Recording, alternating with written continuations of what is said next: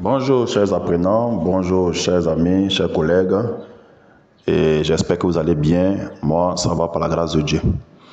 Pour ceux qui ne me connaissent pas, je suis Monsieur Sia Nikan Enoch, prof de maths TICE au Collège Moulin d'Amanvi, dans le département de Tanda, en Côte d'Ivoire. Alors, dans cette chaîne, nous parlons des mathématiques. Et notre désir, c'est de démystifier les maths. Alors, pour les concours de la session 2023, nous sommes toujours en apprentissage au niveau de l'épreuve de logique. Alors, nous avons quelques exercices que nous avons déjà mis en ligne pour certains qui ont déjà vu. Et pour ceux qui n'ont pas encore vu, vous pouvez toujours vous abonner afin de voir toutes nos vidéos concernant le carré logique. Alors, voici les séries d'exercices que nous avons mis en ligne il n'y a pas longtemps, et nous avons 3 carrés logiques. Nous avons déjà traité le premier carré logique. Nous sommes aujourd'hui au deuxième carré logique. Alors, s'il vous plaît, si vous venez d'arriver, cliquez sur pause, recopiez ces carrés logiques, traitez-les. Et pour ceux qui veulent comprendre les notions du carré logique, nous avons déjà fait une première vidéo sur le carré logique. Nous avons fait un résumé afin de mieux comprendre la manière de traiter cette épreuve de carré logique. Alors, il y a 2 choses que vous devez savoir. Il y a le résumé que nous avons déjà fait. Ensuite, il y a la méthode de comptage qui est une méthode en complexe. Mais nous avons essayé de simplifier avec un petit résumé, c'est-à-dire un cas pratique.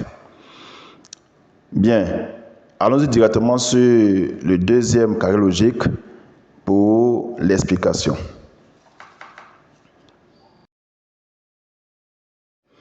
Alors, pour notre exercice, nous avons le deuxième carré logique et nous voyons ici la base qui est composée des chiffres 0, 2, 3, 4, 5 et 7, le carré logique lui-même, et puis les informations. Première ligne, 2 mal placés, deuxième ligne, 2 mal placés, troisième ligne, 1 bien placé et 1 mal placé, quatrième ligne, 1 bien placé et 1 mal placé.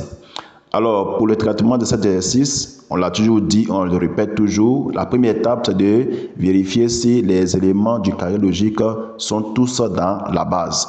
Dans notre cas ici, tous les chiffres du carré logique appartiennent à la base, donc il n'y a pas de chiffre à supprimer. La deuxième étape, généralement, c'est le déblayage qu'on fait, c'est-à-dire qu'on essaie de voir, d'appliquer les règles de base du carré logique pour voir si on peut supprimer déjà des chiffres. Alors, ce qu'il faut remarquer ici, c'est que nous avons des informations au niveau des lignes qui ne sont pas toutes uniques. Alors, la troisième ligne, il y a un bien placé, un mal placé. La quatrième ligne, un bien placé, un mal placé. Donc, on a les 2 informations en même temps, bien placées et mal placées. Ce qui rend le déblayage un peu difficile. Alors, dans ce cas, en général, c'est à ce niveau-là que la méthode du comptage est très importante.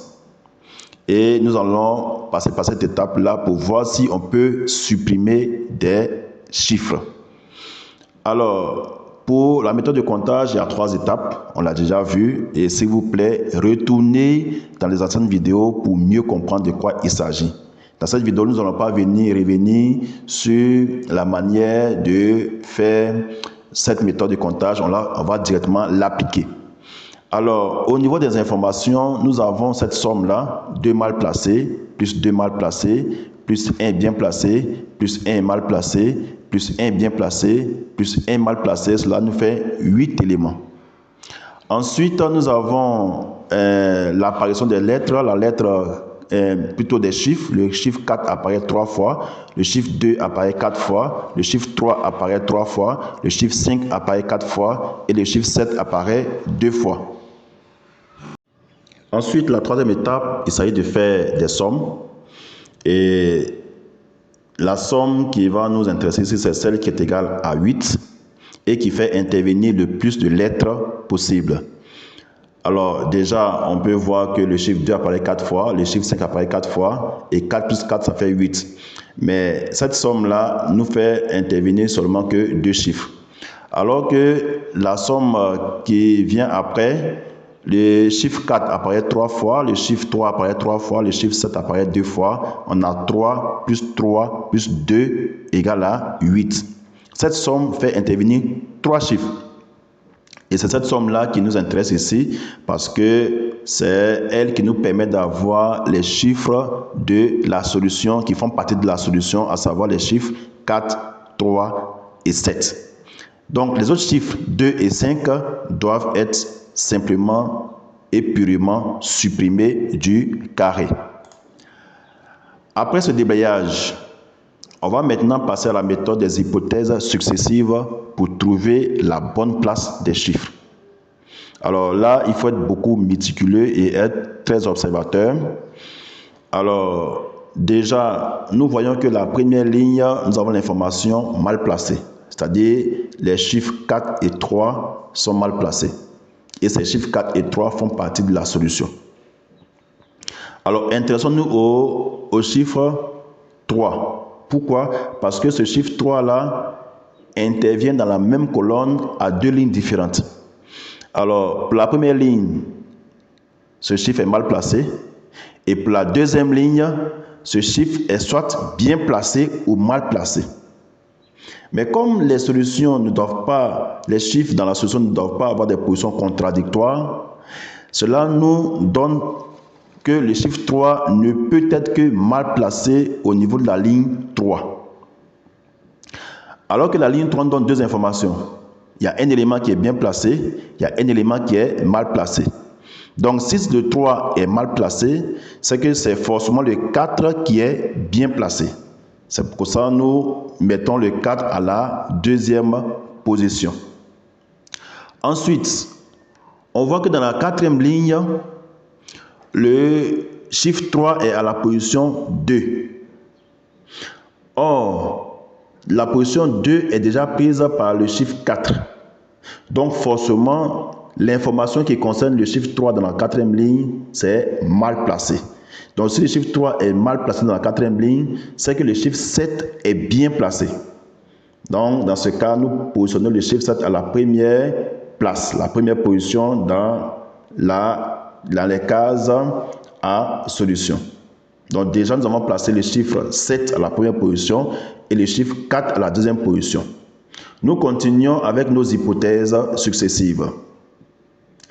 Alors, le chiffre 3, on sait maintenant, d'après les informations, il ne peut pas être à la première position, il ne peut pas être à la deuxième position, il ne peut pas se dire être à la troisième position parce que la première ligne nous donne l'information que le chiffre 3 est mal placé à la troisième position. Donc la seule possibilité pour le chiffre 3, c'est la quatrième position et nous le plaçons là. Donc nous avons maintenant nos trois chiffres qui sont bien placés, c'est-à-dire 7 à la première position, 4 à la deuxième position et 3 à la quatrième position. Cependant, il nous reste une lettre, un chiffre qui n'est pas encore placé. Alors que nous avons déjà placé tous nos chiffres du carré logique à la bonne position. Dans ce cas, nous allons nous référer à la base. Dans la base, on sait déjà que le chiffre 2 et le chiffre 5 ne font pas partie de la solution. Donc, tu prends ton brouillon, tu recopies les chiffres de la base, tu supprimes 2 et 5. Ensuite, on a déjà placé le chiffre 3, le chiffre 4 et le chiffre 7 de la base. On les supprime aussi pour voir quel est le chiffre qui reste ou quels sont les chiffres qui restent.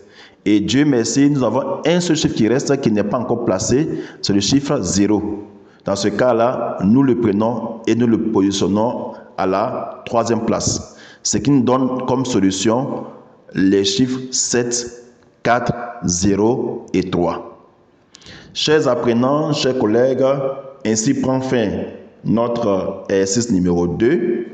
Et pour tous ceux qui souhaiteraient avoir la solution du troisième carré logique, en commentaire, vous traitez d'abord l'exercice à la maison et en commentaire, vous mettez la solution que vous avez trouvée.